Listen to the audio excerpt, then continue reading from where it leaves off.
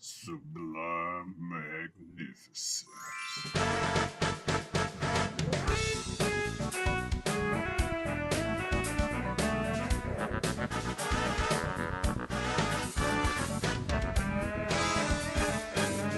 Stop right there. Because the next thing out of your mouth is going to be, hey guys, you know what time it is, why we're here, what's going on, and who I am and why we're here today. Hey guys, you know who it is. And why am I where we are and why we're here today? Ha! Nani? Hey guys, it is I, the sublimely magnificent, big ugly himself, Omari Grande on YouTube, back with another episode that this guy hasn't seen. And as usual, I'm joined by my co-host and running mate, one of my best friends in the world, El Director himself, Bill Smith. Hey, thank you so much for having me back. This is the greatest movie club with us. It is one of the funnest things ever. Getting pushed out my bubble, getting introduced to things. One of the most interesting things is Japanese anime, which I've only watched a very small select thing of. Although, obviously my man counts behind him Dragon Ball Z. I watched that when I was a kid, when it was on like Cartoon Networks and stuff. I watched Pokemon, that kind of thing. That was my anime. And then as I was growing up, a few friends in my life had introduced me to a few animes here and there. And it's always something that you want to dip your toe into, but there's just so many. And there's so many subgenres inside of it. And if you pick a bad one, it can go real bad. And you don't end up doing it, essentially. So this has been great on what you have presented to me today. What's that? Well, today I brought you primarily because, like you said, you haven't watched a lot of anime, but you're not exactly foreign to the concept. So I was trying to throw full disclosure, as we have numerous times, Bill has seen a lot more than me, which for the format of movies than me, which for the format of the show leads to a little bit of an imbalance in who's suggesting what. Not that there's any problems with that. However, I usually have a couple wells that I dip into and do stuff. I heavily use one. It's the Black movie well. I heavily use that one to reach into the 5 movies Bill hasn't watched. But there's another one that I knew I had available to me, but not so much in movie form, and that's anime. And so I was like, when we established early on we can do TV shows as a thing as well, I was like, okay, let's think of some anime for people who don't like anime. Evangelion, already seen it. Berserk, already seen it. We watched Fist of the North Star movie, but you had also played the game, already seen that as well. So no, but I had nothing. I had no reference on the anime, really. But I'm just saying, it was easier for me to do the movie because you had already played the game and was at least slightly familiar with the stuff. And because we did Mad Max. But I was like, okay, so a lot of the go-tos are out of there. I know. JoJo's Bizarre Adventure. It is wacky and it is uniquely enough in its own series. Like, there's very few animes out there quite like JoJo's. It's in the subgenre that I mainly watch a lot of anime from. I don't watch all anime either. Like you said, there's a lot, and a lot of it's not good. So I also comfort zone in that. I usually stick with this shonen type anime that's anime made for like young teenage boys. So your Dragon Balls. Yeah. Okay. Yeah, your Dragon, like shonen, pretty, that's literally what it means. Right. Like little boy. So shonen, so Dragon Ball, One Piece, Naruto, Bleach, that stuff. Usually stuff from the magazine Shonen Jump. Fist of the North Star also counts as a shonen one. And fun fact, JoJo's has been around since around December 2nd of 1986, which was around the time that Dragon Ball and Hokuto no Ken were both really going on. So they were like, people refer to the big three as One Piece, Naruto, and Bleach because they carried Shonen Jump early 2000s. Those were the Bill three hasn't flagship seen. Bill series. hasn't seen. Bill hasn't seen. Yeah, but those are also quite the lengthy endeavors. Fair enough. Yeah. Quite the lengthy endeavors. And for the purpose of the show, just to be like, yeah, watch this 300 episode series so we could do this. Exactly. And that was only part of one of those three. So that's why I said I can't necessarily do that as part of the show. Yeah. But I'm like, okay, so he's seen a lot of the beginner anime, or quote unquote beginner anime, and likes them. So JoJo's is a nice little step into the wackier side of anime while still being something that can appeal to a lot of people. Also, you saw Attack on Titan. That was going to be the other one I was going to show, but you'd seen. And then previously in our friendship, I believe you and I had watched some Trigun on Cartoon Network. Oh, okay. Together, like you had shown, you were like, no, we're gonna like let's not play video games. Let's watch this. So you've seen Trigun, or at least some. Yeah, because that is another thought that keeps coming in, and then I forget about was Trigun. But no, yeah, I think I watched that with you. Several episodes, I would say. All right, okay. I wouldn't say an entire series or season. Yeah, even. Mm-hmm. That's a pretty short one too, at least the original run of it. Yeah. So JoJo's. So, had you heard of JoJo's? Were you familiar with it? What were you expecting from it? I knew JoJo's from its meme moment. It had and has currently on Reddit, but like there was a peak of I don't know time anymore ever since the like thing that happened. The mid to late 20 teens, hell, early 2020. Like Reddit, Instagram, it was just JoJo memes, and you knew it was JoJo because of JoJo tags and stuff like that, but it was usually just like but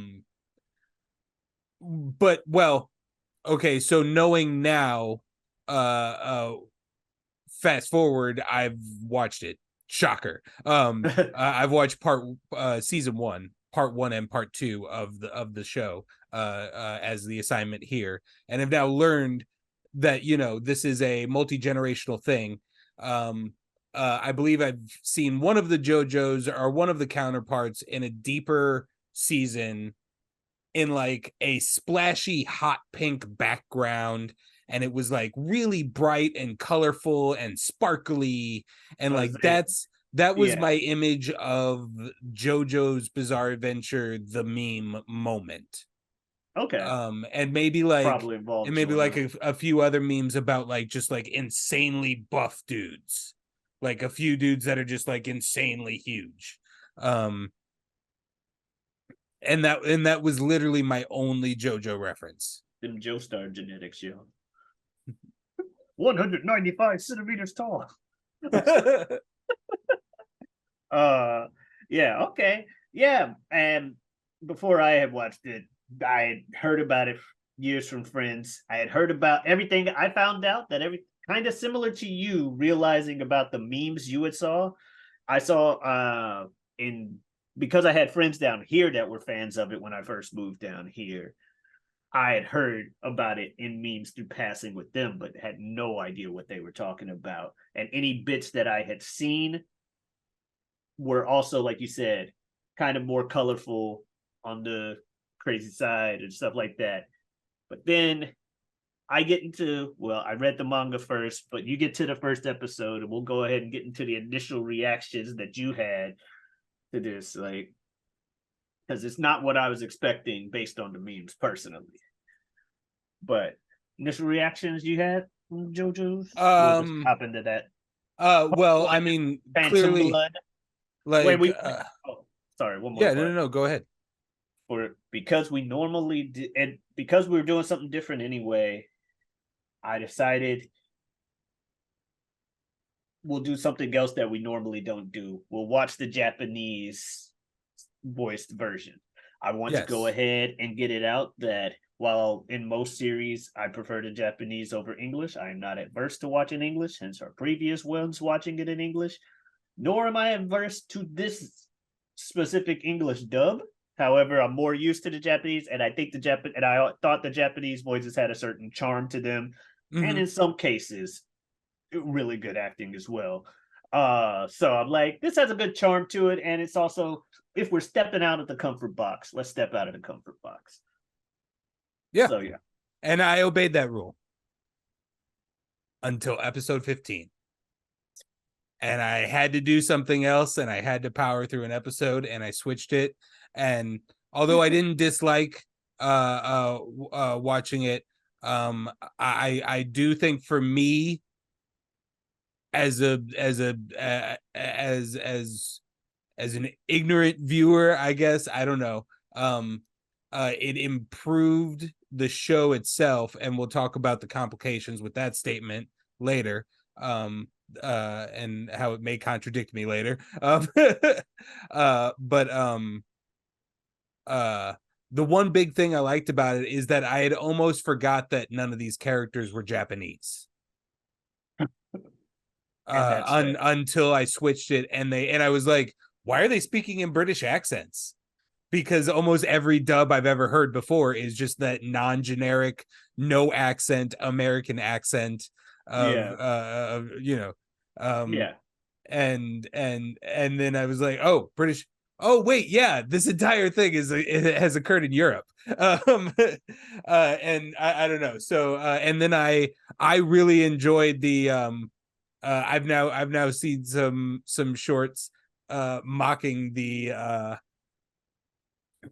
fact that it's the same voice actor doing the same voice as the guy from the Kids Next Door. Nigel Luno. It's the Kids Next Door leader. I found that out the voice of the other day. I was like, oh yeah, the dub voice of Joseph is Nigel Luno. But I loved it because spoiler, I loved Kids Next Door.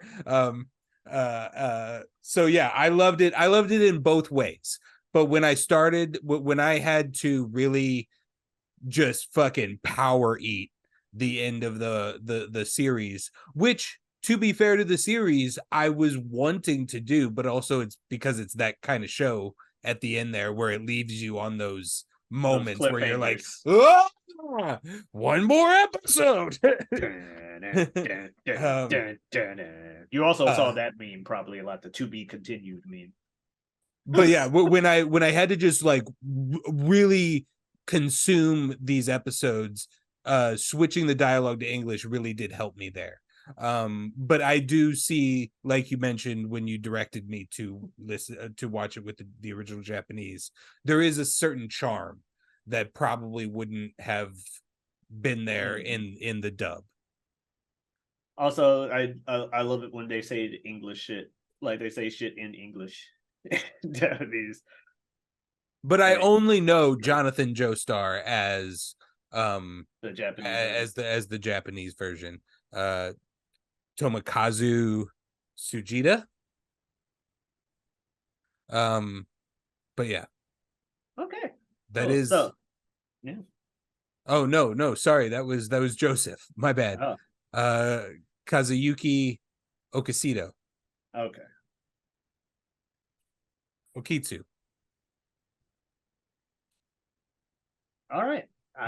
So you have the names in front of you, so I can't correct or confirm or deny. I'm like, fair enough. Right. I mean, these are listed voice actors. It's just whether my pronunciation is right. I know who you are, guy, and that's who I heard. Joseph, I'm going to remember as Ben Diskin. I don't even know if I'm pronouncing the American dude's name correctly. So my initial reactions as the show opens up, obviously one of my first thoughts is not the color palette, the imagery of any meme that I would have seen, and also seems a little bit older drawn. I still haven't gotten into the weeds on like if there's a considerable time difference between part 1 and part 2, even though it's presented to me as one season. Oh, it like if it was produced separately. It was released weekly, and I'm fairly certain that up until recent parts, when the when the writer got older and stuff, I'm fairly certain if anything, it might have been like a couple weeks in between parts, but it might have just been like, hey, part 1 fin, part 2 next week, start. Dooba-dooba-doo. Oh, because it was part of Weekly Shonen Jump, and usually those, and it's I meant the actual shows. Oh, the shows, like the animation, because it looks like there's a technology jump between part 1 and part 2 a little bit. Like the animation's just a little bit fuzzier, a little bit softer in part 1. And again, I want to say that I think that did all flow through for that part, or for those two, like all as one big thing. Okay. Which is why it's season 1. But something that happens with each part of the series, they change up the art style just a little bit in the presentation of each part. So some parts, like part 4, is a very colorful part, which is probably where you saw that pink sparkly background thing that you're talking about. Like that's super colorful. Part 3 is more colorful than 2 and 1, but they change them up like a little bit each arc. Okay, yeah. I for literal confirmation, I got it in front of me in my breakdowns of the episodes. Episode 9 airs December 1st, 2012 in Japan. Episode 10, the beginning of part 2, it airs December 8th, 2012, 1 week later. Yeah. It feels older. And maybe that's just that could be what they're going for. The color palette, and the navies and the dark purples and stuff. But I'm interested, but it's slow going, and I also I know that it's an anime, and the animes that I've seen that I can really put my memory towards really well. Fooly Cooly, oddly, we watched recently, and I don't remember it as well as I've rewatched Evangelion and Berserk because I like those so much, and both of those start pretty a little slow. Well, maybe not Evangelion. That's get in the fucking robot, Shinji. But yeah, it's getting there. I'm seeing.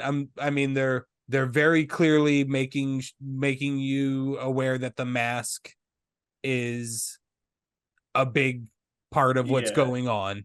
And you're getting the vibes that Dio ain't good. Like when they're doing the little montage and their like backstories and stuff. And then this nigga shows up though.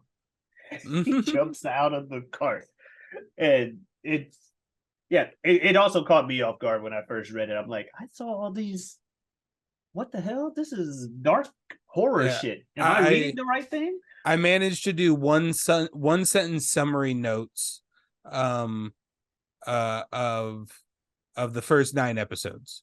Okay. Episode 1 was, this is now granted, this is when I'm tiptoeing in the waters. Episode 1, I get it. Waiting for it to get good. Mask looks evil, so I'm guessing that will be Dio's? ? And then episode 2 is when they reveal that this is a vampire show. It's a vampire story. Okay.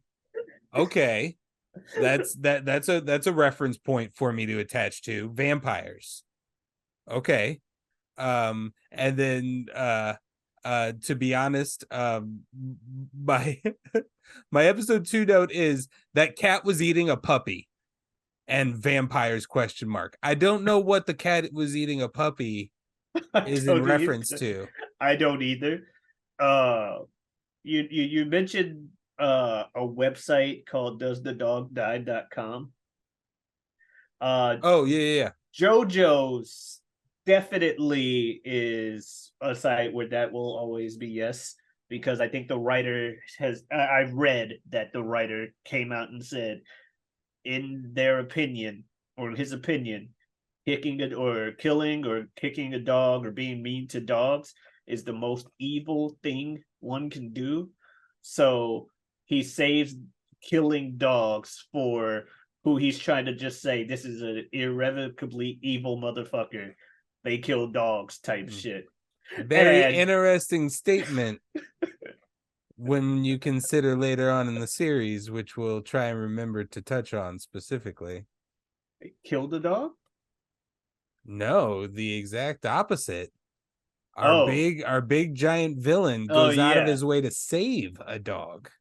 Yeah, okay. That's why you said it. But so what is our show creator saying? that Dio is more evil. That Dio was more evil. That's what he's trying to say. Because Dio killed. Oh my god. But yeah, my first standout moment, just to talk about it since we're going episode by episode. Yeah, Dio getting off of that cart and them just, especially now that because the anime came out like a good 25 years after the manga had started being done. So they knew who the fans like or what the main characters to build up were. And they took full advantage of that. And it's very similar to the manga panel as well, where he chops out, stands, and you get like the like, okay. The poses in the show are real. They put an effort into their pose moments. That they do. And then he immediately, if you had any doubt about whether or not who the good or bad one is, this kid kicks the fucking puppy that runs up. No fucking reason. And then later, because he's getting mad that Jonathan starts standing up for himself because he's bullying him all the time, he fucking kills the dog. Puts him in the hook. I was slow on that one. It took me a minute to realize what just happened. Yeah, I think the narrator had to explain it.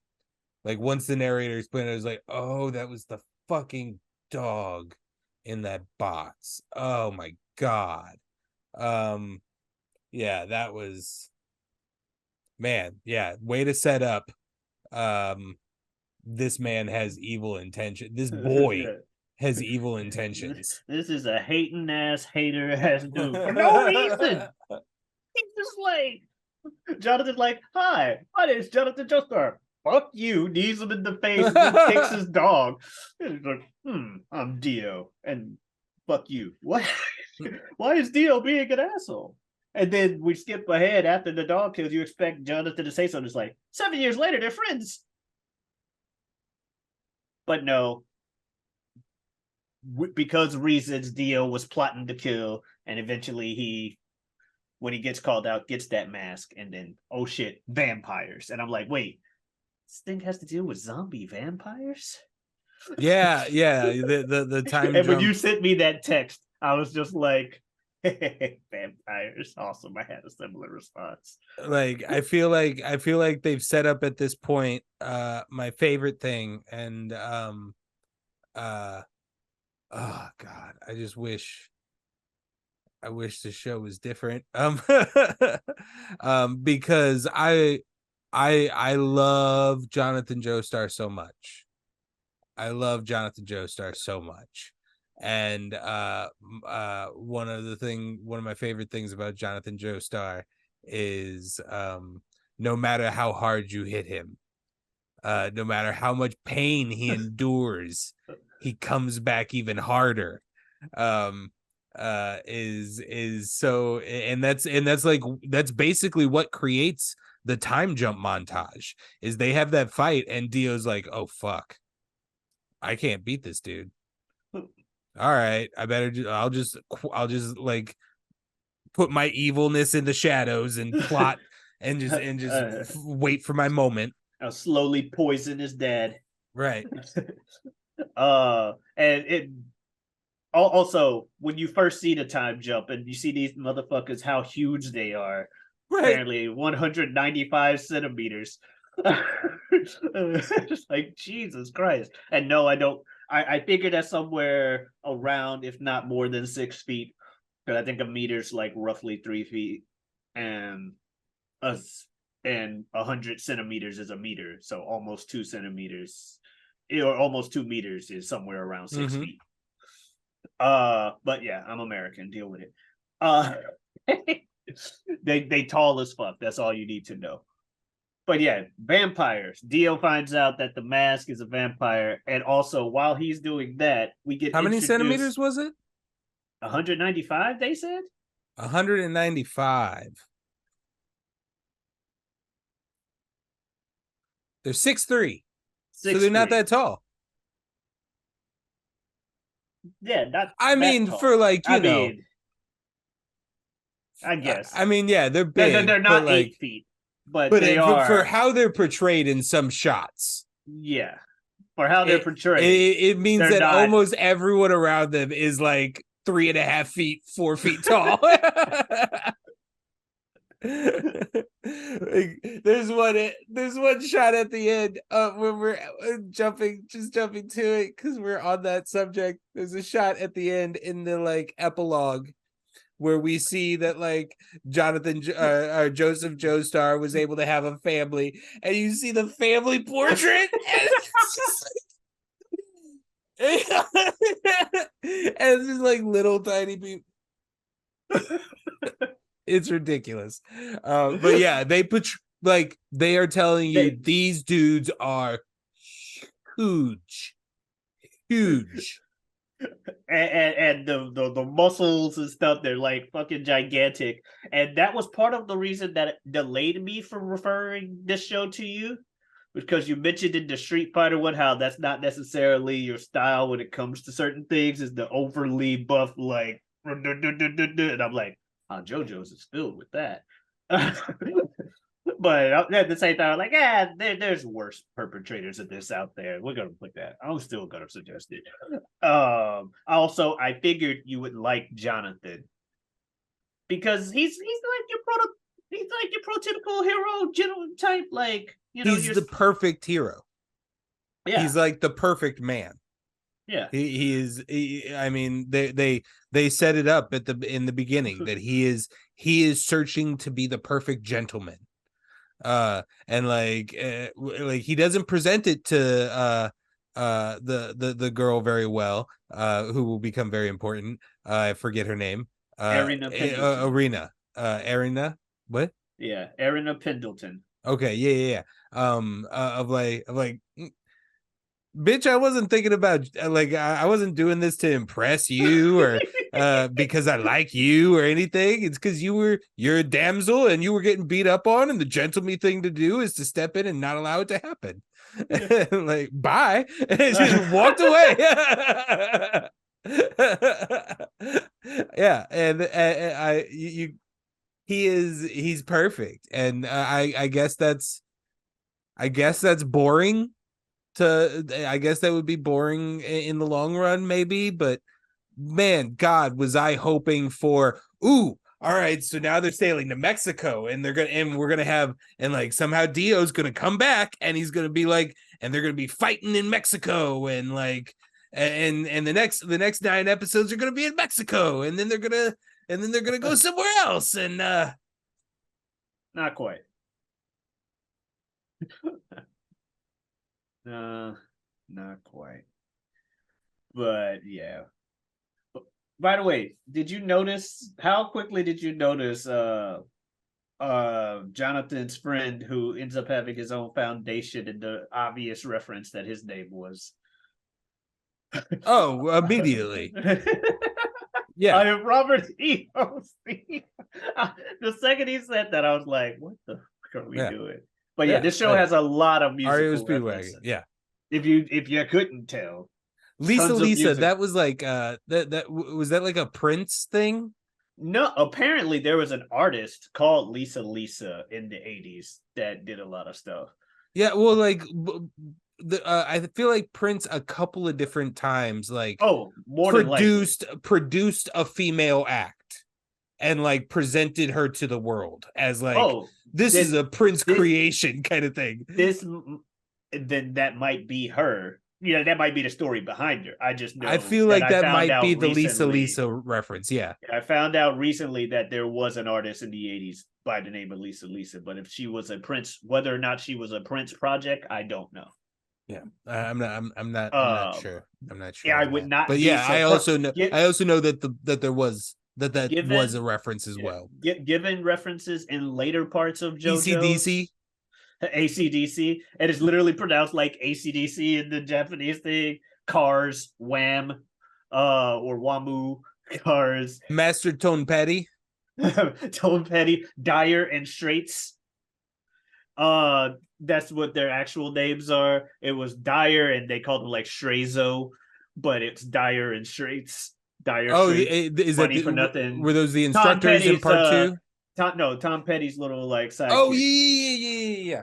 Dyer and Straits. The instructors in part 2 were Loggins and somebody else.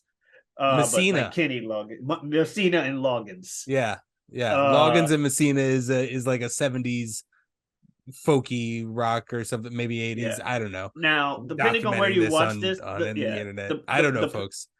Depending on where you watch this, official subtitles change some of the names out of fear of copyright. Like Sanfiento in part 2, the first Pillarman they find, his name is Santana. I don't know why they couldn't just call him Santana. It's not like Santana isn't an actual last name, but they decided Sanfiento.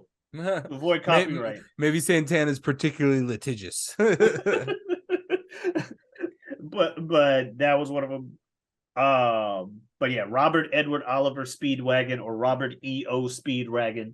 Hilarious. And that just lets you know right off the bat that, especially the Japanese version, like, yep, I'm naming things after musicians and I'm not hiding it at all. Because in the Japanese version, they don't hide it at all. There's stuff in the later things where it's funny in the subtitles because people will say something like Aerosmith, and at the bottom it says like Little Bomber. I'm like, he clearly said Aerosmith in English. But that's a much later part. Anyway, yeah, so we meet Speedwagon. Dio gets his plot revealed, and so he goes, "Fuck it, I'm putting on the zombie mask." And Dio becomes a zombie, and folks just start dying. Kills the Joestar patriarch to truly activate the mask in the process. And yeah, and then shit goes crazy, and we meet and of course in the process of everything going haywire, the mansion exploding, all that shit. Now goodbye, JoJo. Now Jonathan needs an instructor, and so we meet Zeppeli. Zeppelin, right? And that's a fun bit. Like that's a fun character. In reference to the show as a whole, I still Hamon still hasn't grabbed me. That's okay. It's I've never quite vibed with it. It's spoilers, but not spoilers to say that a lot of people agreed with you, including the writer.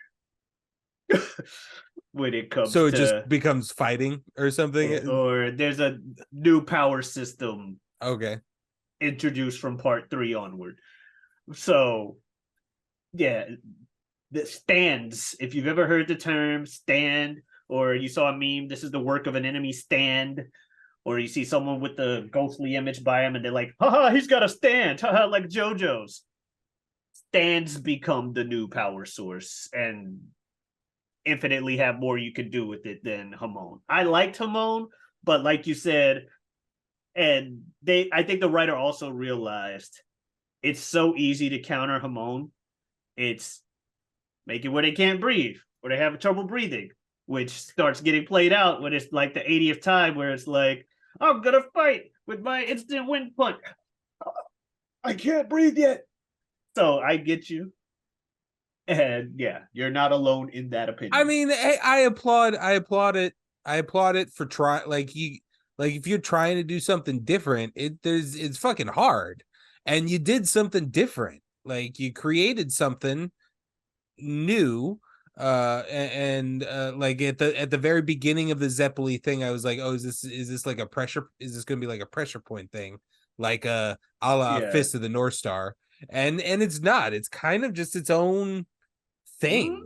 I just don't know if I ever quite jived with it.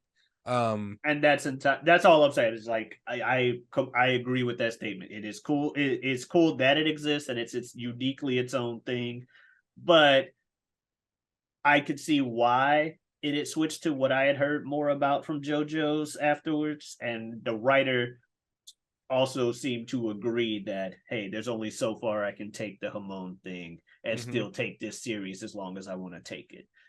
So that is something that changes as it goes forward. Yeah, and I'm at this point, I'm loving the characters. I'm loving Jonathan. I'm loving Zeppeli. I'm loving REO Speedwagon. In fact, my episode 3 note is love REO Speedwagon. I'm really afraid for Elena. I was convinced that bitch was going to die. That Dio was going to immediately be like, oh yeah, and that girl that you were obsessed with when we were kids. Let's take her out for fun. That girl that I kissed against her will. In case you still are wondering if I'm actually evil. Right. Also did that in episode 1. Boom. Yeah. I did it for no other reason that JoJo can't say that he kissed you first. Like, on the most pettiest shit. You thought your first kiss would be Jonathan, but it was me, Dio. Or Delta. But it was me, Dio is also a meme. I thought it was crazy that they did Jack the Ripper. This was a moment where I remember that it's London a little bit in my head, but again, like it's like I'm a stupid person. I'm not a stupid person, but I am a stupid person in some ways, where it's like when eventually my brain Japanese is just like, yeah, they're Japanese, and it's very basically drawn. And usually animes, they're not really drawing like it's especially our general heroes, our basic heroes and leads are just kind of more generally ethnic. So but anyway, Jack the Ripper in this is fucking crazy. And jumping out on a horse. Yeah. My note for episode 5, I guess I missed noting episode 4, which would have been like the training episode. Was I really thought the coach was on death's doornail. Yeah, about that. Yep, that he was. And then it becomes a bit more obvious in like episode 6 or 7, whenever it happened. Yeah, my episode 6 note is Master Tom Petty in the Baron's backstory. Yeah, Master Tom Petty or Tom Petty. It was like literally just Tom Petty. And on the subtitles it's just TONPETTY. Tom Petty. Yeah, Master Tom Petty told Zeppeli, hey, you gonna die one day, and this is exactly how it's gonna happen. The guts it takes to walk into that room anyway. Right? And do it. Like, oh, this is exactly what he's saying. I guess I die today. But if it means that motherfucker Dio and that goddamn mask are taken care of, by the way, Zeppeli's family has a whole history with the mask, whatever. I'm going to go in here and I'm going to do my job and die for destiny. And then I'm going to talk as a half corpse monologue just for the extra bit of feels. Like, was bad enough. And it was like right when most people get to that whole, I really like this Zeppeli guy. He's awesome. Mm-hmm. What do you mean you saw your future dying in this room? No. Yeah. And then this is like it's at that point when like, you know, I get I'm leaning in more. Yeah. I'm like, all right, this show is serious. Like this show's gonna pull us, even though it was expected. It's kind of it's almost a standard bullet point in the hero journey. But it's I'm still like, okay, all right, so anybody could go. Stakes. There's stakes here. I didn't think anybody could go. After all, it's shonen. Main characters don't die in shonen. I didn't think anybody could go. I just thought, like, people could go. The side characters could go. Yeah. Like Ario Speedwagon, you better like start Guts still isn't dead. Right. Guts is still alive. Forever. Guts will live forever. Yeah. But what was I talking about? Oh, yeah. So right after that, we get him dying. And then Tom Petty shows up because this little kid they save, his village is nearby, and Dio's going to turn them all into vampires and take over England. So we got to stop Dio because we don't need him taking over England with vampires. It's fucking zombie vampires all under his control.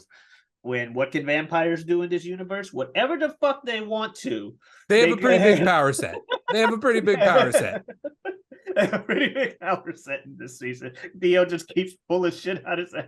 And we're not sure how they're dead, other than Hamon. Hamon is sunlight. Yeah. Hamon is like the energy of sunlight that you just... It's like injecting sunlight into them when you do Hamon on them. But that's your only weapon aside from sunlight. Yeah. So... But right after Zeppeli dies... Master Tom Petty shows up with his apprentices, Dyer and Straits. And they like, let's go. Let's not waste too much time. Let's storm Dio's castle. After he reminds you, because it's been 2 episodes, I guess he needed to, just how evil he is, as he has a lady with her baby. Please, don't kill my baby. I won't kill your baby if you become a vampire. Okay, good. And then turns into a vampire, and then she eats her baby. And he's like, I told you I wouldn't touch her. Like, you ass. I didn't think about it until the moment he was walking up to bite her, and I'm like doing the math in my head of like, wait, she's still holding the baby. Wait, no. They turn quick in this universe. No, wait, no, they're not going to do that. They wouldn't do that, would they? Would they do that? Oh God. It's that's big. My goodness. Yeah. How fucking evil can you show this guy? So now everybody's in the castle. They're storming the castle. We're saying fuck all these extra zombies. We want Dio. They make their way up to Dio's room. Dio starts doing all his oh, JoJo. Blah, blah, blah, blah, blah.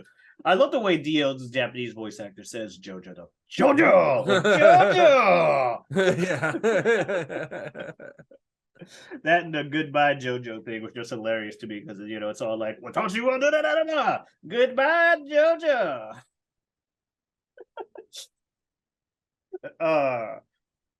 So they get in there, and Dyer has this move that he goes for, where it's a super slow motion kick. You think it's them trying to make the kick look cooler, but no, slow motion is actually what the guy's aiming for. It's slow motion super kick. And Dio catches his ass, freezes him instantly, and kills him. It's like, because vampires can freeze you, by the way, by superheating their own blood. It draws out all the moisture of your blood.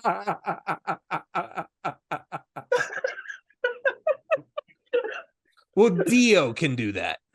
Oh yes. Well, we don't know if any of his pawns can do it, and like there are many levels to what you. I wonder if it's based on the will of the person being changed or what the changer wants in that moment.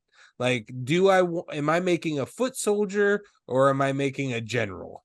Yeah. And the generals seem to have extended powers, and then the others just seem to be ghoul faced and like tiger teeth.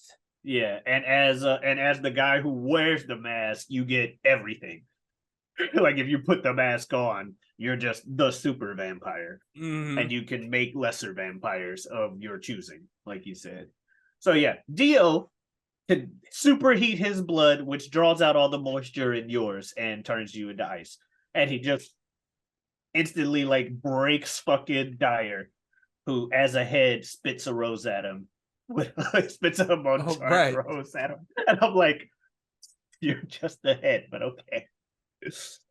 And then we start getting the fight. Straits and Tom Petty and REO Speedwagon versus Peons, and Dio versus JoJo. Round 2. Let's go. And Dio's doing his shit. Oh, I froze you so you can't breathe. Oh yeah, well I got my luck pluck sword from this other guy. Sword, look, I give you luck. Awesome. Anyway, uses the sword.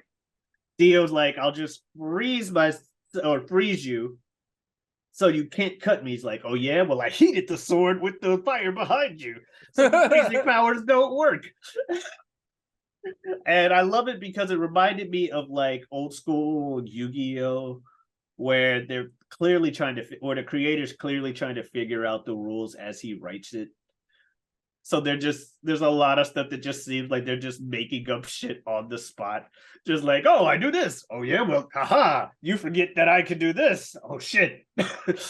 But Jonathan perseveres. He gets shot because Dio decides, hey, by the way, I've got laser eyes now by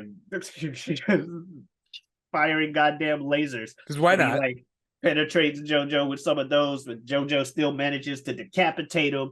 And his head starts falling off a cliff. They're like, we gotta stop him.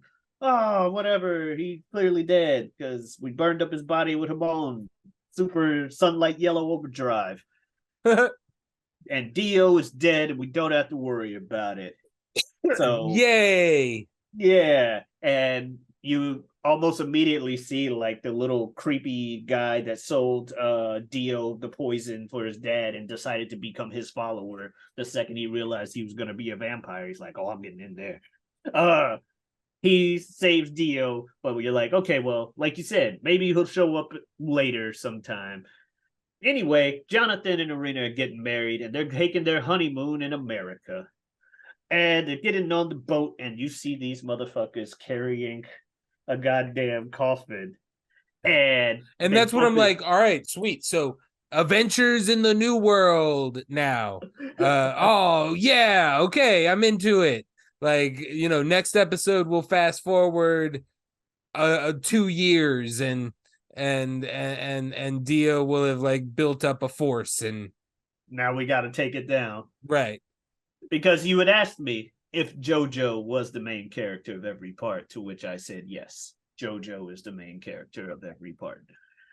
But we get on the boat and we get to the point to where Dio reveals his hand, starts zombifying everybody on the boat except JoJo and Irina and this one lady's baby. And he reveals to Jonathan, because Jonathan obviously finds him, and he's like, a head in a jar. And he's like, Jonathan, bullshit shit about him respecting Jonathan now. And he's like, and that's why I'm going to take your body to be my new body. And Jonathan's like, not if I can do it. Well, I still got laser eyes, so stop. Fuck your hormone. Just immediately counteracts the breathing right there. And Jonathan is just kind of dying, but not before he hits the creepy guy enough and makes his body jam the works of the boat steam engine, rigging it to get ready to explode. Irina tries to take Jonathan with her, or no, she tries to stay and die with him because she can't imagine life without him. And he just points at the one living baby that's still on the boat. And he's like, you got to get out of here. Because Dio decides to mention that his coffin can withstand any blast. And so she hops in there, boat explodes as Jonathan is holding Dio's head. And Dio's like, come on, we can escape. But they cannot. because it zooms out and the narrator says, on this date, 18 whatever, Jonathan Joestar dead. Unfucking believable. Unfucking believable. And that is what I got a text from you, or I'm assuming that's what I got the text from you, in all caps letters. He dies. Yeah. And I was like, and I wanted to be like, who, Zeppeli? But just in case you hadn't even gotten to that point, or first I wanted to say John, but in case you were talking about Zeppeli, like he dies that fast, I'm just like, gonna have to be a little more specific with that. But yeah, part 1 comes to an end as Arena's sailing away in the coffin, mentioning casually to nobody that she's got a baby inside her. So he did manage to knock her up. Mm-hmm. So she's like, your bloodline will continue. Also, I got this baby here, then this baby's gonna get a good life too. Mm-hmm. And part 1 is over. But before we move to part 2, how did you feel about part 1? I loved part 1. I really enjoyed it. I thought it went by too fast.